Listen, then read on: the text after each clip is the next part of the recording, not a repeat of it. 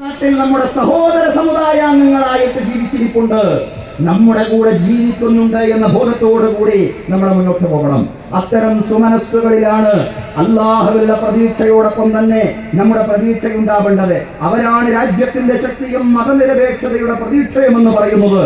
താനൊരു ഇന്ത്യക്കാരനാണെന്നും നിയമത്തിന്റെ മുന്നിൽ എല്ലാവരും തുല്യരാണെന്നും വ്യക്തമാക്കാൻ വേണ്ടിയായിരുന്നു മുഹമ്മദ് ദീപക്കാണ് തന്റെ പേരെന്ന് ആ വലിയ മനുഷ്യൻ പറഞ്ഞത്, ആ വലിയ മനസ്സിന്റെ ഉടമയായ മനുഷ്യൻ പറഞ്ഞത്.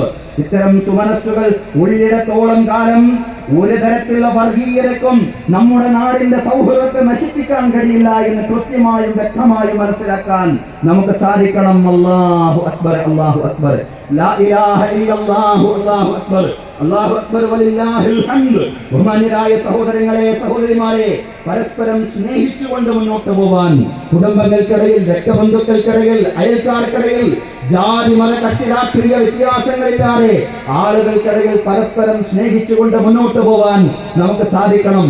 ആ പരസ്പര സ്നേഹത്തിന്റെയും സൗഹൃദത്തിന്റെയും സന്ദേശം തന്നെയാണ് പെരുന്നാൾ എന്ന് പറയുന്നത്. റസൂലുള്ളാഹി സ്വല്ലല്ലാഹു അലൈഹി വസല്ലം പറഞ്ഞു, ലാ തദ്ഖുലുൽ ജന്നത ഹത്താ തുഅ്മിനൂ, നിങ്ങൾ വിശ്വാസികളാവുന്നത് വരെ നിങ്ങൾ സ്വർഗ്ഗത്തിൽ പ്രവേശിക്കുകയില്ല. യഥാർത്ഥ കളങ്കമില്ലാത്ത, നിഷ്കളങ്കമായ, ചാഞ്ചാട്ടമില്ലാത്ത വിശ്വാസത്തിന്റെ, നിസ്വാർത്ഥമായ വിശ്വാസത്തിന്റെ ഉടമകളായി നിങ്ങൾ മാറുന്നത് വരെ നിങ്ങൾ സ്വർഗ്ഗത്തിൽ പ്രവേശിക്കുകയില്ല. എന്നാൽ അത് മാത്രമല്ല റസൂൽ പറഞ്ഞത്, വലാ തുഅ്മിനൂ ഹത്താ തഹബ്ബൂ, നിങ്ങൾ പരസ്പരം സ്നേഹിക്കുന്നത് വരെ വിശ്വാസികളായി മാറുന്നില്ല. മനുഷ്യരെ സ്നേഹിക്കാൻ, മുഴുവൻ മനുഷ്യരെയും സ്നേഹിക്കുവാൻ, യാതൊരു ഉപാധികളുമില്ലാതെ മനുഷ്യരെ സ്നേഹിക്കാൻ നിങ്ങൾക്ക് സാധിക്കണമെന്നാണ് പ്രവാചകൻ പറഞ്ഞത്. അവലാ അദുല്ലുക്കും അലാ ശൈഇൻ ഇദാ ഫഅൽതുമൂഹു തഹാബത്തും, ഞാൻ നിങ്ങൾക്കൊരു കാര്യം അറിയിച്ചു തരട്ടെ, ആ കാര്യം നിങ്ങൾ ചെയ്താൽ നിങ്ങൾക്കിടയിൽ പരസ്പര സ്നേഹം ശക്തിപ്പെടും. ഏതാണ് കാര്യം? ഏതാണ് കാര്യം? അഫ്ശുസ്സലാമ ബൈനക്കും, നിങ്ങൾക്കിടയിൽ നിങ്ങൾ സലാം പ്രചരിപ്പിക്കണേ. അസ്സലാമു അലൈക്കും, എല്ലാവരോടും, നിങ്ങൾ അറിയുന്നവരും അറിയാത്തവരുമായ മുഴുവൻ ആളുകളോടും. ആളുകൾക്ക് അതിന്റെ അർത്ഥമറിയില്ലെങ്കിൽ അർത്ഥമറിയാത്തവരോട് പറഞ്ഞുകൊണ്ട് തെറ്റിദ്ധരിപ്പിക്കണ്ട, പക്ഷേ അറിയുന്ന ആളുകൾക്ക് പറഞ്ഞു കൊടുക്കുക. അസ്സലാമു അലൈക്കും, നിങ്ങൾക്ക് സമാധാനം ഉണ്ടാവട്ടെ. ഈ പറഞ്ഞാലും കുഴപ്പമില്ല, അതിന്റെ അർത്ഥം ഇതാണെന്ന് പറയാ.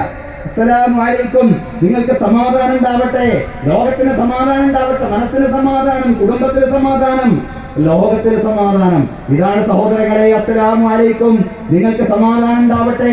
ഇത് തന്നെയാണ് സൗഹൃദത്തോടൊപ്പം സ്നേഹത്തോടൊപ്പം പെരുന്നാളിന്റെ സന്ദേശം സമാധാനത്തിന്റെ സന്ദേശം കൂടിയാണെന്ന് മനസ്സിലാക്കാൻ സഹോദരങ്ങളെ നമുക്ക് സാധ്യമാവണം. നമ്മൾ ഇന്നൊരു യുദ്ധമുഖത്താണ്, ലോകം ഇന്നൊരു യുദ്ധമുഖത്താണുള്ളത്. ട്രംപിന്റെയും നെതന്യാഹുവിന്റെയും നേതൃത്വത്തിൽ ഇറാനിൽ നടത്തിയ ആക്രമണം പശ്ചിമേഷ്യയെ വീണ്ടും ഒരു യുദ്ധക്കളത്തിലേക്ക് നയിച്ചിരിക്കുകയാണ്. ഇറാന്റെ ആത്മീയ നേതാക്കൾ മാത്രമല്ല, സ്കൂളിൽ ബോംബിട്ടുകൊണ്ട് എത്രയോ പിഞ്ചു പൈതങ്ങളെ കൊന്നുകളഞ്ഞു.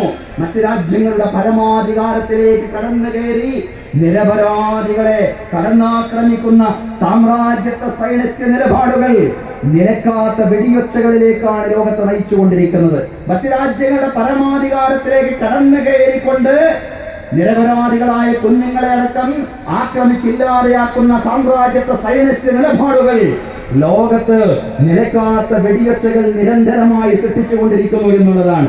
ഏതായാലും സഹോദരങ്ങളെ, സമാധാനം പുലരണം എന്ന് തന്നെയാണ് ലോകം മുഴുക്കയും ആഗ്രഹിച്ചുകൊണ്ടിരിക്കുന്നത്. പരസ്പരം വിട്ടുവീഴ്ചകൾ ചെയ്തിട്ടാണെങ്കിലും ഒരു സമാധാന കരാർ രൂപപ്പെടുത്താൻ ലോകരാഷ്ട്രങ്ങൾക്ക് സാധ്യമാവട്ടെ എന്നതാണ് സഹോദരങ്ങളെ, സഹോദരിമാരെ നമ്മുടെ പ്രാർത്ഥന.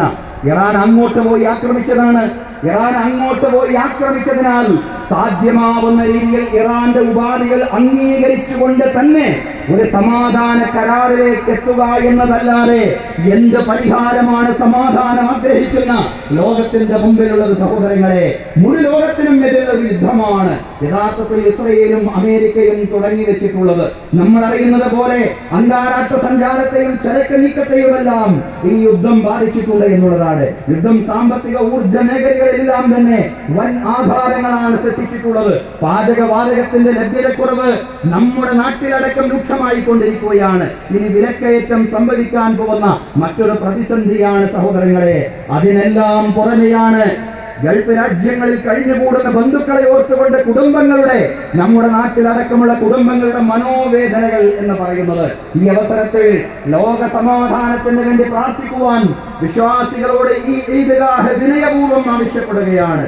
സഹോദരങ്ങളെ, അള്ളാഹു പൂർണ്ണമായ യുദ്ധവിരാമം നീതിപൂർവ്വം സ്വായത്തമാക്കുന്ന രീതിയിൽ സാക്ഷാത്കരിക്കുമാറാവട്ടെ.